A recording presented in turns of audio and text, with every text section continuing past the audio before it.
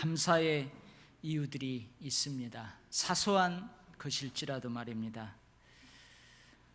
여러분, 내가 차를 운전하다가 갑니다.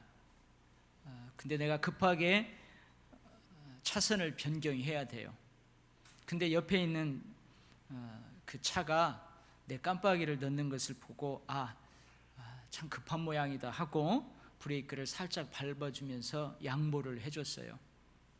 그래서 내가 안전하게 차선을 잘 변경을 했습니다. 여러분, 그러면 여러분 어떻게 합니까? 대부분 원래 비상깜빡이는 그런 데 쓰라고 한 게 아닌데 사람들이 비상깜빡이를 한두 번 눌러주면서 고맙다고 감사하다는 표현을 합니다. 근데 말입니다, 차 앞에다가 큼지막한 십자가 걸어놓고 운전을 하면서도 그렇게 했는데도 감사의 표시도 하나도 없고, 여러분 그러면은 그 뒤에 있는 사람들이 그 십자가 보거든요. 뭐라고 하겠어요? 여러분, 가끔 좁은 골목길에서 서로 이렇게 양보를 해줍니다. 그러면 손을 싹 들면서 스쳐가요. 근데 내 차 앞에 십자가가 큼지막하게 있는데 손도 안 흔들고 당연하지 하면서 가요. 그러면은 저 옆에 사람이 뭐라고 할까요? 여러분, 내가 짐을 무겁게 낑낑대면서 옮겨요. 저 문을 열어줘야 돼, 누군가가. 그래서 내가 엉덩이로 이렇게 문을 열려고 하는데 누군가가 와서 문을 싹 열어주면 여러분 어떻게 해요? 감사합니다 그래야 되죠. 근데 뭐 당연하지 하면서 그냥 가면 그거 어떻겠어요? 안 되겠죠. 여러분, 심지어 고난과 역경의 인생을 살아온 사람에게도 여러분 감사할 이유가 다 있습니다. 자기 인생을 돌아보면은 참 험난한 인생을 살았어요. 매 고비고비 고난과 역경이 아주 아로새겨 있는 그 인생을 살았어요. 그 사람도 여러분 감사할 이유가 있답니다. 그래, 뭐가 그리 감사합니까? 물어봤더니 감사하지요. 그러한 고난과 역경을 내 자식들이 겪지 않고 내가 겪었다는 거 감사하죠. 고맙지요. 여러분, 고난과 역경의 인생을 살아온 사람도 감사할 이유가 있다는 것입니다. 여러분, 오늘 제가 읽어드린 이 시편 118편 본문의 말씀 어떻게 시작하고 있습니까? 여호와께 감사하라, 하나님께 감사하라, 그렇게 시작하면서 자기가 왜 하나님께 감사하는지 그 이유들을 고백하고 있습니다. 그런데요, 이 시편의 대부분의 내용은 그 주인공들의 고백이 머리에서 나오는 게 아니에요. 그냥 머리로 어떤 지식으로 아는 그 알물 기초로 해서 고백하는 고백이 아닙니다. 어떤 고백이냐면요, 시간과 공간 속에서, 시간 속에서, 어떤 사건 속에서 자기가 온몸으로 체험한 그 체험의 고백이에요. 이걸 체득한다고 하잖아요. 시간과 공간 속에서, 어떤 사건 속에서 내가 전 인격으로 체득한 삶의 고백이 바로 이 시편의 고백입니다. 그래서 오늘 본문 1절 말씀, 하나님께 감사하라, 이 명령은 이런 의미를 포함하고 있어요. 나는 하나님께 감사드립니다. 나는 하나님께 감사하지 않을 수 없습니다. 여러분 모두도 하나님께 감사하시기를 바랍니다. 여러분 모두도 하나님께 감사할 수 있기를 바랍니다. 그런 의미가 담겨 있습니다. 자, 그러면 오늘 이 주인공이 삶을 통해서 경험한 그 감사의 이유들이 무엇인지 우리가 한 가지 한 가지 살펴보면서 함께 은혜를 나누도록 하겠습니다. 먼저 뭐라고 하냐면, 내가 왜 하나님 앞에 감사하냐고요? 그 이유가 있습니다. 그 하나는 뭐냐면, 나를 향한 하나님의 인자하심이 영원하기 때문에 그렇습니다. 그래요. 나를 향한 하나님의 인자하심이 영원하기 때문에 그렇습니다. 여러분, 짧은 구절에 4번이나 반복하고 있잖아요. 여러분, 여기서 하나님의 인자하심, 영원한 나를 향한 하나님의 인자하심이 뭐냐? 사랑이에요. 사랑. 쉬운 말로 사랑. 한결같이 따스하게 나를 안아주시는 그런 주님의 사랑, 그 사랑이 영원하다는 거예요. 하나님 한 번도 나를 버린 적 없고, 하나님 나를 한 번도 떠난 적 없고, 늘 한결같이 변함없는 그 사랑으로 나를 사랑해 주셨으니 내가 그 인자하심으로 인하여 감사합니다. 감사합니다. 그렇게 고백하고 있습니다. 여러분, 그런데 오늘 본문을 잘 읽어보세요. 아니, 오늘 본문뿐만 아니고 여러분 성경을 쭉 읽다가 보면 하나님의 성품을 기록할 때 하나님의 인자하심, 하나님은 인자하십니다, 하나님의 인자하심은 영원합니다 할 때요, 항상 손잡고 나오는 단어가 있어요. 꼭 어깨동무를 하고 나오는 단어가 있어요. 여러분, 신약 성경에서도 마찬가지예요. 너희에게 은혜와 뭐가 있을지어다? 은혜와 평강이 너희에게 있을지어다. 그래서 은혜와 평강은 거의 신약 성경 기록에 보면 거의 손잡고 나와요. 어깨동무를 하고 나와요. 근데 구약에서도 하나님의 인자하심, 하나님은 인자한 분이십니다 할 때 꼭 손잡고 나오는 단어가 있어요. 어떤 단어일까요? 오늘 손잡고 나오죠. 네? 그는 선하시며 그의 인자하심이 영원하미로다. 여러분, 꼭 선하다는, 하나님은 선하시며 인자하심이 영원합니다. 이 선하다는 말하고 인자하다는 말하고 이게 꼭 손잡고 나와요. 여러분, 하나님이 선하다는 말은 어떤 뜻일까요? 선하다는 말은 굿 그 말이에요. 하나님은 좋으신 분이다 그 말이에요.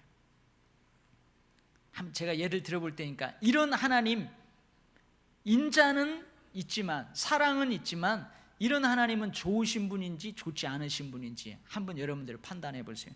여기 도적놈이 있어요. 여기 도둑놈이 있어요.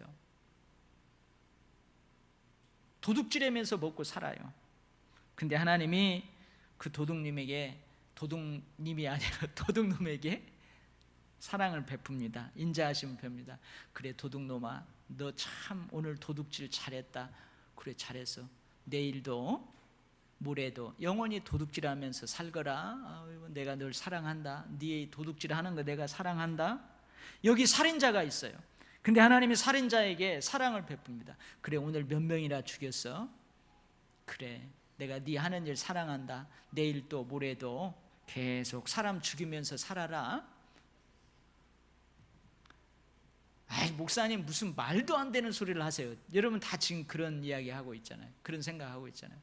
여러분, 이 하나님 도둑놈에게, 살인자에게 그를 옹호하면서, 그를 동조하면서 사랑해 주세요. 이런 하나님 좋으신 분이에요? 안 좋으신 분이에요? 안 좋으신 분이에요. 그래서 여러분, 선하심과 인자하심은 항상 함께 갑니다. 함께 나옵니다. 이스라엘의 초대 왕이 있어요. 사울 왕입니다. 이스라엘의 2대 왕이 있어요. 다윗이에요. 다윗. 근데 사울 왕도 다윗 왕도 자기가 통치하는 그 기간 동안에 하나님 앞에 큰 죄를 짓습니다. 사울 왕은 어떠한 죄를 짓냐면, 제사장이 집례할 수 있는 그 제사를 자기가 집례를 해버려요. 근데 하나님의 영광을 위해서가 아니고 백성들이 자기를 자꾸 떠나니까 백성들을 이렇게 응집시킬 목적으로 자기가 예배를, 제사를 집례해버립니다. 그리고 하나님의 명령을 불순종해요. 하나님 뭐라고 했냐면은, 사울 왕, 네가 이제 왕이 되었으니까 저 아말렉이라는 족속을 다 진멸해라. 왜냐하면 너희들이 애굽에서 이 가나안 땅에 들어오기까지 이 광야의 여정 가운데에서 아프리카 초원에 하이에나처럼 이 아말렉 족속들이 너희들에게 가시노들을 했다. 너희들 힘들게 했다. 그러니까 이 아말렉 족속들, 남녀, 노소, 어린아이까지, 성읍, 짐승들까지 다 불태워서 죽여라 그랬어요. 근데 사울왕이 그 하나님의 지엄한 명령을 듣지 않습니다. 어떻게 해요? 아말렉 족속의 여인들 가운데에서 여러분들처럼 예쁜 사람들을 다 살려갖고 데려와요. 그래서 종으로 삼기도 하고요, 자기 집에 데려가기도 하고 그래요. 여러분, 다 진멸해야 될 그 짐승들 중에서 아주 토실토실한 짐승들은 다 살려갖고 와요.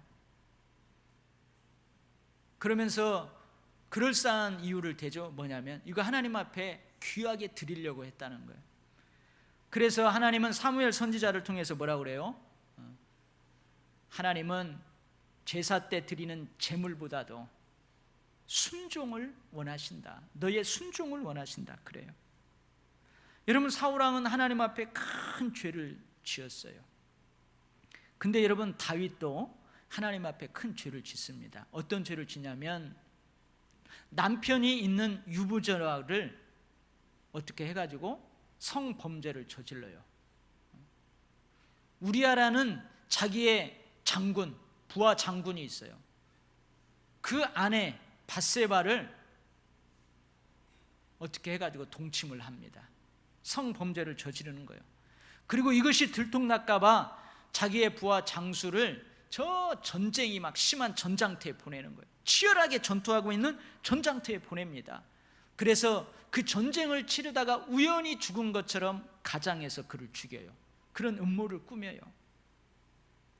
여러분, 사울왕과 다윗왕의 이 범죄, 어떤 것이 더 파렴치하고 무섭습니까? 근데 하나님은 다윗에게 뭐라고 하냐면 다윗, 너는 내 마음에 합한 자다 하고 다윗의 일생을 인정해 주세요. 근데 사울왕은 하나님이 여러 번 경고하지만 나중에는 어떻게 해요? 그냥 내버려 두어버립니다. 그 차이가 뭘까요? 그 차이가 뭐예요? 회개입니다. 회개.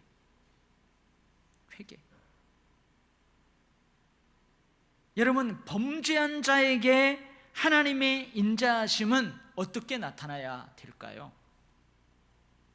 회개하는 자에게 하나님의 인자하심은 어떻게 나타날까요? 여러분, 사울왕이 회개하지 않고 고집과 아집의 자리에 있습니다.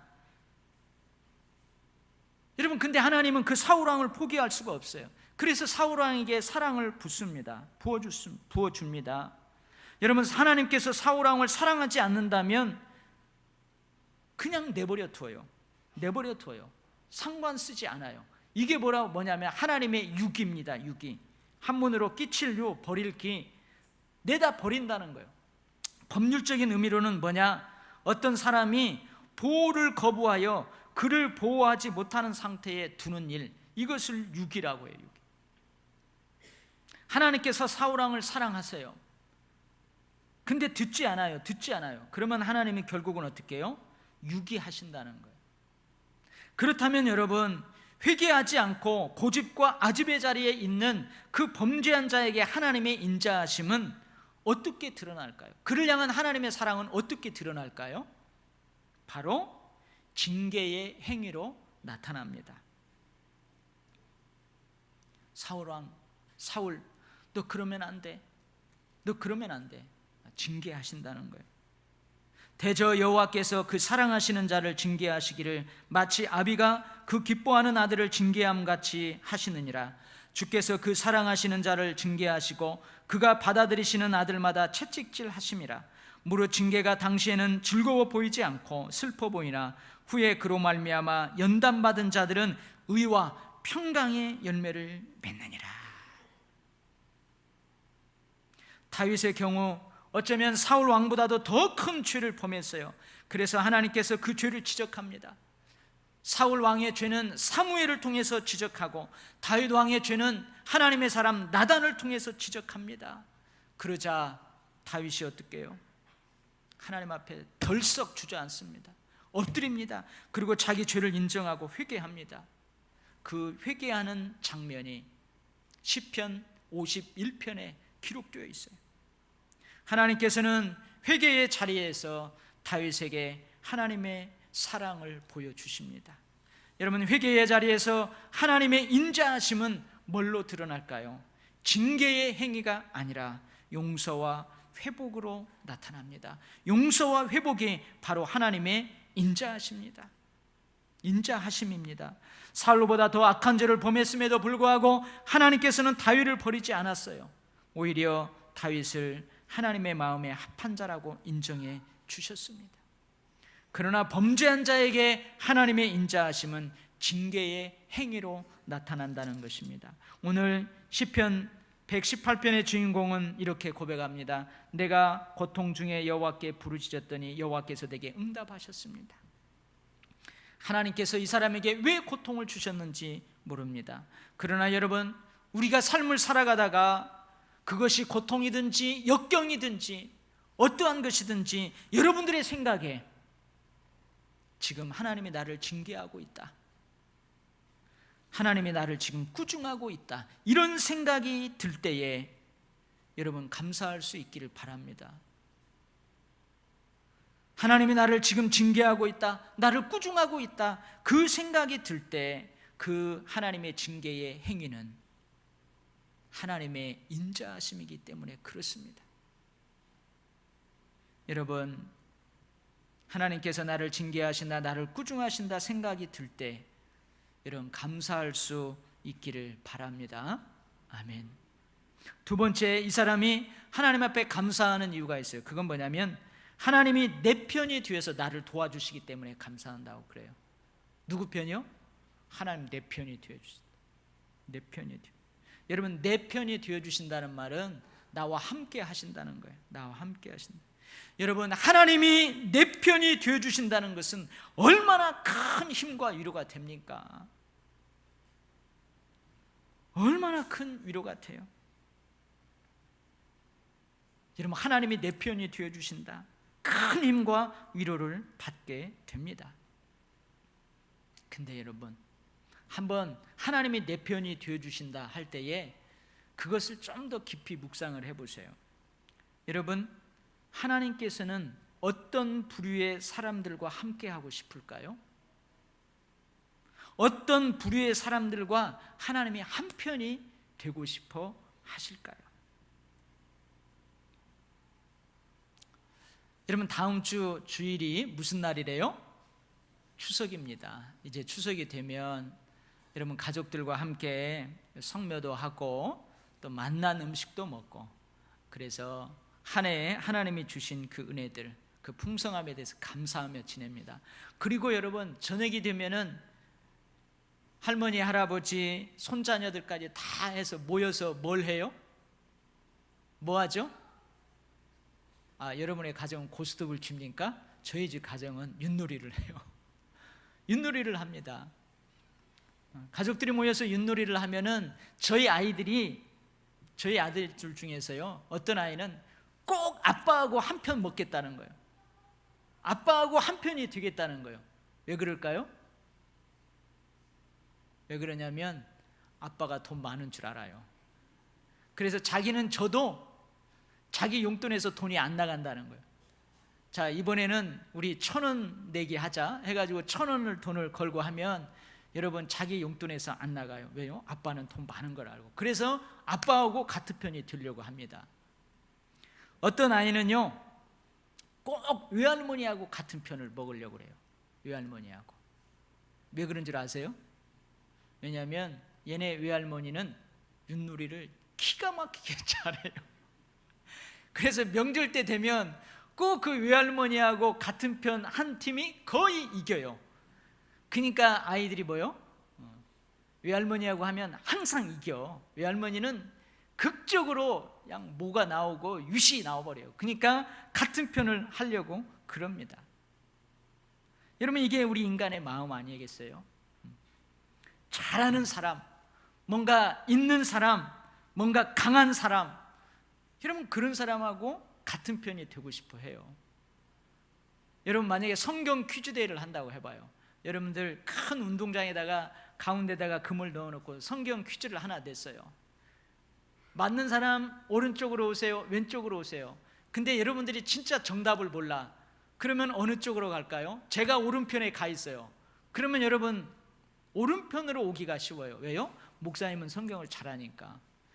여러분 정답을 몰라요. 근데 그 학교에서 1, 2등하고 3, 4등하고 전교에서 공부 잘하는 애들이 오른편에 가 있어요. 그러면은 많은 사람들이 다 어느 편으로 가려고 그래요? 공부 잘하는 사람 편으로 가요. 왜요? 저들은 공부 잘하니까 분명히 정답을 알 거야 하고 갑니다. 여러분, 우리는 잘하는 사람, 뭔가 있는 사람, 강한 사람들과 한 편이 되려고 그래요. 그 사람하고 편이 되려고 그래요. 그러나 여러분, 하나님은 다릅니다. 하나님은 강한 자, 부한 자들 편만 들지 않습니다. 강하든 약하든 그거 하나님 상관 안 합니다. 부하든 가난하든 그거 상관하지 않습니다. 잘하든 못하든 건강하든 병약하든 하나님 그거 신경 안 써요. 하나님은 뭘 신경 쓸까요? 여러분, 어떤 사람과 하나님은 한편이 되고 싶어 하실까요? 저 사람이 약해요. 약해도 하나님은 저 사람하고 한편이 되고 싶어 해요. 뭘 보고 할까요? 뭘 보고 저 사람하고 한편이 되고 싶어 할까요? 어떤 사람이 하나님과 한편이 될 수 있겠습니까? 여러분, 이 부분에서도 우리는 선하시다는 그 하나님의 성품을 간과할 수가 없다는 거예요. 하나님은 선하신 분이에요. 신명기 32장 4절 말씀입니다. 그는 반석이시니 그가 하신 일이 완전하고 그의 모든 길이 정의롭고 진실하고 거짓이 없으신 하나님이시니 공의로우시고 바르시도다. 여러분, 하나님 누구하고 한편 먹고 싶어 하시겠어요? 누구 편이 되어주시겠어요? 여러분, 내가 좀 약해요, 병약해요, 가난해요, 잘 못해요. 그래도 하나님의 성품인 정의와 공의를 따라 살려고 하는 사람, 진실하고 거짓 없이 성실하게 삶을 살아가는 사람, 여러분 그 사람의 편이 하나님 되어주세요. 할렐루야. 여러분, 악인들 오만한 자들이 의인들의 모험에 들어오지 못한다, 시편 1편의 말씀이에요. 여러분, 선하신 하나님이 악인들 편을 들 리가 없어요. 오만한 자들의 편을 들 리가 없어요. 여러분, 성령과 악령은 절대 어울릴 수 없습니다. 성령과 사탄은 절대 협력할 수 없어요. 하나님의 성전과 우상이 함께할 수 없어요. 어울릴 수 없어요. 고린도후서 6장 15절의 말씀이에요. 솔로몬이 나중에 고백을 해요. 이제 자기가 왕권을 이어받고 성전을 봉헌할 때 이 솔로몬이 고백하는데 뭐라고 고백하냐면, 주의 종 내 아버지 다윗이 성실과 공의와 정직한 마음으로 주와 함께 주 앞에서 행함으로 주께서 그에게 큰 은혜를 베푸셨고. 그래요. 무슨 말이에요? 자기 아버지의 삶을 보니까 주님이 늘 아버지의 편이 되어 주었다는 거예요. 아버지 다윗 편이 되어 주셨다는 거예요. 그래서 그에게는 큰 은혜를 늘 베풀어 주셨다는 거예요. 근데 보니까 뭐예요? 자기 아버지 다윗은 늘 성실과 정직과 공의와 정의로 그렇게 삶을 살았다는 거죠. 그의 행위를 옳게 하는 자에게 내가 하나님의 구원을 보이리라. 시편 50편 23절 말씀입니다. 여러분, 행위를 옳게 하는 자, 하나님이 그 사람과 한편이 되기를 원하시는 거예요. 하나님이 내 편이 되어주신다는 것은 여러분, 하나님께서 나를 옳다고 인정해 주신다는 의미입니다. 하나님이 내 편이 되어주신다는 것은 네가 지금 하고 있는 거, 네가 지금 살아가고 있는 그 삶 옳다 하고 인정해 주신다는 의미예요. 하나님이 나를 지지해 주신다는 것은 나를 인정해 주신다는 그런 의미가 있습니다. 그러니 어떻게 해요? 감사합니다. 감사할 수밖에 없습니다. 여러분, 시편 15편의 말씀이 어떤 내용이냐면, 주의 장막에 머무를 자 누구입니까? 주의 성산에 살 수 있는 자 누구입니까? 질문을 딱 던져놓고 그 다음에 이런 기록이 나와요. 즉 뭐냐? 주의 장막에 머무를 자, 즉 주님과 한편이 되어서, 주님이 한편이 되어서 그 사람과 함께 살아갈 수 있는 그 사람은 어떤 사람일까? 주의 성산에 살 수 있는 자 누굴까? 주님과 함께 한편이 되어 살 수 있는 자 누굴까? 한번 들어보세요. 정직하게 행하며 공의를 실천하며 그의 마음에 진실을 말하며 그의 혀로 남을 허물하지 아니하며 그의 이웃에게 악을 행하지 아니하며 그의 이웃을 비방하지 아니하며 그의 눈은 망령된 자를 멸시하며 여호와를 두려워하는 자들을 존대하며 그의 마음에 소원한 것은 해로울지라도 변하지 아니하며 이자를 받으려고 돈을 꾸어주지 아니하며 뇌물을 받고 무지한 자를 해하지 아니하는 자니 이런 일을 행하는 자는 영원히 흔들리지 아니하리이다. 여러분, 입만 벌리면 감사한 내용은 하나도 안 나오고 뭐 남 이상한 거, 안 좋은 것만 이야기하고, 그거 이 얘기 안 해줘도 되는데 이야기하고 이간질을 해버린다든지 헐뜯는다든지. 여러분, 참소하고 이간질하고 헐뜯고 그 사람하고 하나님이 같은 편 되어주겠어요? 여러분, 절대 그러지 않습니다. 설령 내가 약해도 하나님은 내 편이 되어주실 수 있어요. 설령 내가 없어도, 가난해도, 못 배웠어도, 병약해도 하나님 그거 따지지 않아요. 내 마음, 내 삶, 내 행동, 내 말, 내 믿음, 내 사랑에 공의와 정직과 성실과 진실이 담겨 있다면 하나님은 내 편이 되어주세요. 내 편이 되어주셔서 나를 도우시고 나를 구원해 주십니다. 그러니 여러분, 내가 어찌 감사하지 않을 수 있겠어요? 할렐루야. 세 번째는요, 이 사람이 감사하는 이유가 있어요. 그게 뭐냐면 하나님을 신뢰하는 것보다 하나님께 피하는 것이 더 좋습니다. 이것을 깨달았어요. 그래서 하나님께 감사합니다. 사람들을 신뢰하는 것보다 하나님을 신뢰하는 것이 더 낫대요. 고관들을 신뢰하는 것보다 하나님을 신뢰하는 것이 더 낫대요. 여러분, 고관들은 누구예요? 유력한 정치인들, 유력한 사람들, 그 성읍에서 유력한 사람들, 뭔가 힘이 있고 뭔가 말 한마디면 해결할 수 있는 그러한 능력을 가지고 있는 사람, 그런 사람들. 여러분, 우리 많은 사람들에게 회자되는 말 가운데 이런 말이 있죠. 법보다 주먹이 가깝고 빠르다, 그런 말이 있어요. 그죠? 여러분, 법보다 주먹이 가깝고 빠르다, 그런 말이 있어요. 그런 말처럼 여러분, 어쩌면 우리들도 기도, 하나님보다는 사람, 그 사람의 능력과 권력이 더 가깝게 있다고 생각하고 행동하는 경우가 있어요.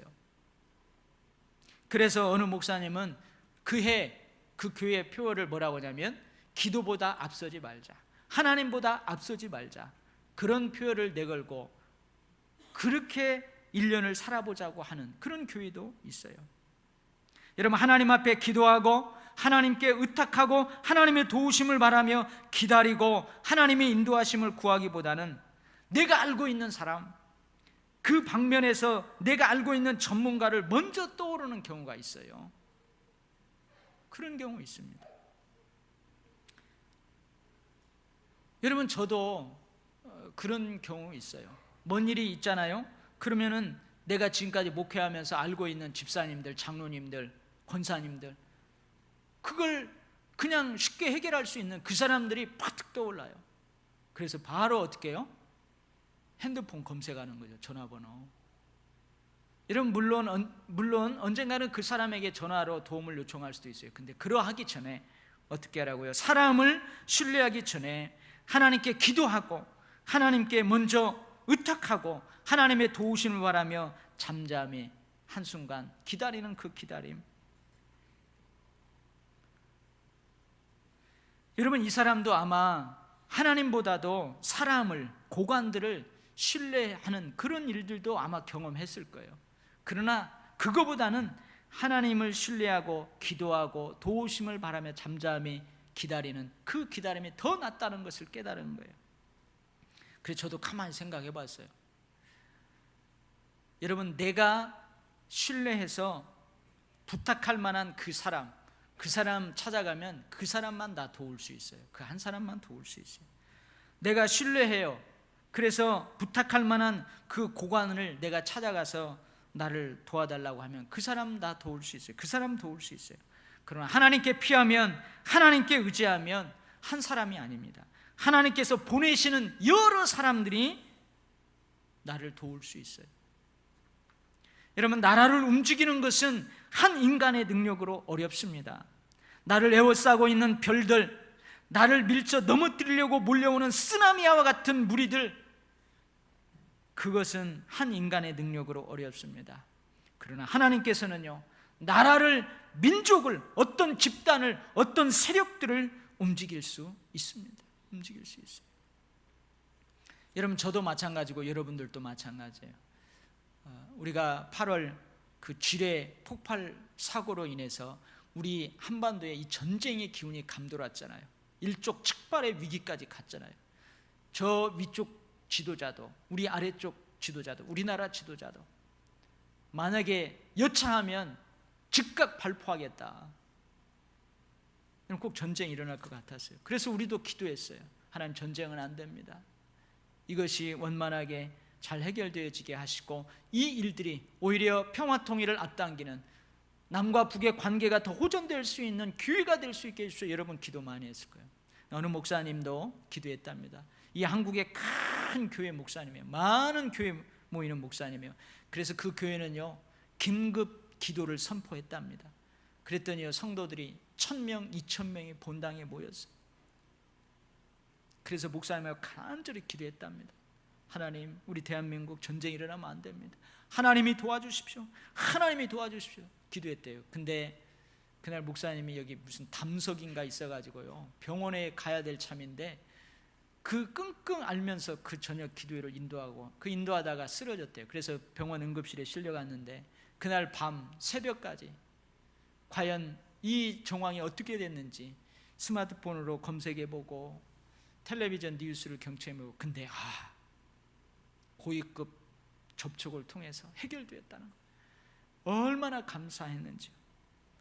여러분, 하나님은 한 나라를, 한 민족을, 어떤 집단을, 어떤 세력들을 움직일 수 있어요. 그러니 그 하나님께 피하는 것이 더 낫다는 거예요.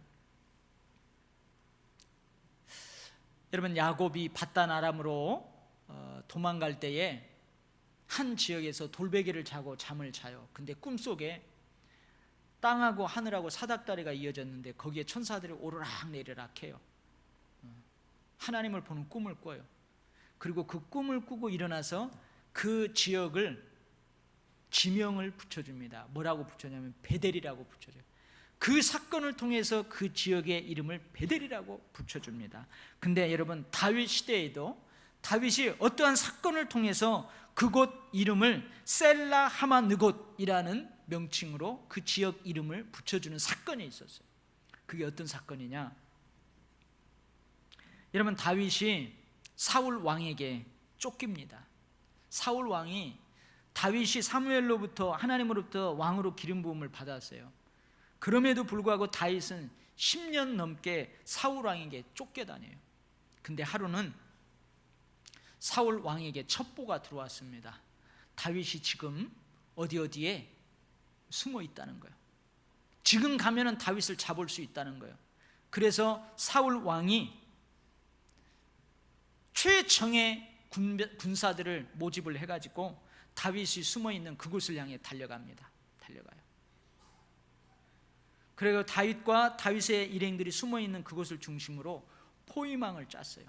그래서 포위망을 점점 좁혀갑니다. 내일 아침에는 다윗은 분명하게 잡히게 되고 사울 왕에게 죽임을 당하게 될 그 위기에 처해 있어요. 점점 포위망이 좁혀올 그때입니다. 갑자기 사울 왕의 전령이 사울 왕에게 급히 달려오는 거예요. 팍 달려와가지고 뭐라고 하냐면, 왕이여, 지금 우리가 이러고 있을 때가 아닙니다. 급히 지금 가야 되겠습니다. 블레셋 족속들이, 블레셋 사람들이 지금 왕궁을 침략해 들어오고 있습니다. 지금 왕께서 이러고 있으면 안 됩니다. 이 정예 부대들을 지금 여기에 주둔시키면 안 됩니다. 빨리 가야 됩니다. 그러니까 어떻게 해요? 한두 시간 후면은 다윗을 잡을 수 있어요. 죽일 수 있어요. 근데 사울이 어떻게 해요? 다윗 쫓기를 그치고 돌아와 블레셋 사람들을 치러 갔으므로 그곳을 셀라 하마느곳이라 칭하였더라. 할렐루야. 여러분, 어찌 이런 일이 있을 수 있어요? 다윗이 무엇이 간데, 다윗 한 사람이 무엇이 간데, 하나님께 피한 그 다윗을 하나님이 그 다윗의 생명을 구원하려고 블레셋이라는 나라, 블레셋이라는 민족을 움직이냐고요. 여러분, 이게 바로 여호와께 피하는 것이 사람을 신뢰하는 것보다 낫다는 의미입니다. 여호와께 피하는 것이 고관들을 신뢰하는 것보다 낫다는 의미입니다. 여러분, 이 시편의 주인공은 이렇게 고백합니다. 여호와는 나의 능력과 찬송이요 또 나의 구원이 되셨습니다. 그래서 나는 여호와 하나님께 감사드립니다. 여러분들도 여호와 하나님께 감사하십시오. 여러분들도 온몸으로 하나님의 인자하심을 경험하십시오. 하나님이 내 편이 되어 도와주시는 그 도우심을 여러분들도 경험하십시오. 사람이 아니고 하나님께 피할 때 민족을, 나라를, 쓰나미와 같은 세력들을 하나님이 움직여서 그 속에서 나를 도우시고 구원하시는 그 하나님의 구원을 경험하십시오. 그리고 나와 함께 그 하나님께 감사할 수 있기를 바랍니다. 이것이 오늘 시편 주인공의 소망이에요. 주인공의 소망이에요. 이 시편을 읽는 후대들, 즉 우리들을 향한 주인공의 소망입니다. 이 주인공이 경험한 삶의 고백을 통해 우리도 감사하는 삶의 축복을 누리기를 간절하게 바라시는 그 하나님의 소망이기도 하세요. 할렐루야. 여러분, 그래서 여러분 느꼈을 거예요. 왜 이렇게 예배 시간에 목사님이 둘러보나? 우리 청년들 어디 있는가 찾아봤어요. 지금 청년들 뭐 모임하고 있는 거 아니죠? 우리 청년들 이런 설교 드려야 돼요. 우리 어른들과 같이 예배 드려야 돼요. 그러면서 이런 것을 경험하고 이런 것을 사모하고 감사할 줄 알아야 돼요. 그럴 때 여러분, 청년들 소망이 없다고요? 아니에요. 하나님의 소망이 되어주세요. 여러분, 이 시편 18편 이 주인공 머릿속으로 지식으로 아는 그 삶으로 고백하는 게 아니에요. 그 사람이 삶을 살아봤어요. 온몸으로 체득하고 우리에게 고백하는 고백입니다. 사랑하는 우리 도율교회 성도분, 우리 어린아이부터 우리 청년들, 청소년들, 장년, 노년에 이르기까지 우리도 이러한 경험을 통하여서 하나님, 나는 하나님께 감사합니다.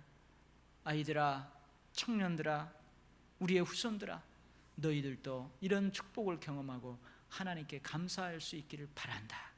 그게 우리의 삶이 되기를 간절히 바랍니다. 아멘. 하나님 아버지 감사합니다. 우리도 늘 감사하면서 살지만 우리가 그 은혜의 깊은 자리로 더 나아가서 오늘 이 시편의 주인공이 경험했던 하나님의 놀라운 사랑, 하나님의 놀라운 선하심과 인자하심 경험하기를 원합니다. 그래서 그러한 삶을 지켜보는 우리의 자녀들, 우리의 청소년들, 청년들, 우리 주변에 있는 많은 사람들이 하나님께 감사할 수 있기를 바랍니다. 아버지 하나님, 우리 그리스도인들의 이러한 삶을 통해서 아직 믿음이 없는 많은 사람들도 저 십자가의 구원의 반열에 들어오고 그들도 감사할 수 있게 하셔서 결국은 이 사회가 감사할 수 있는 사회, 우리 국민들의 정서가 늘 감사할 수 있는 정서들로 그렇게 변화되는 역사의 시작이 우리를 통하여서 일어나게 하여 주시옵소서. 아버지, 지난 역사를 돌아보면 고난이었습니다. 역경이었습니다. 그러나 그 고난과 역경의 인생을 살아온 사람도 하나님 감사합니다. 내 자식들이 그거 겪지 않고 내가 겪은 거 감사합니다. 감사했던 것처럼 하나님, 우리도 늘 입만 벌리면 감사하고 입만 벌리면 하나님 찬양하며 살아가는 복된 삶 살아갈 수 있도록 역사하여 주시옵소서. 예수님 이름으로 기도하옵나이다. 아멘.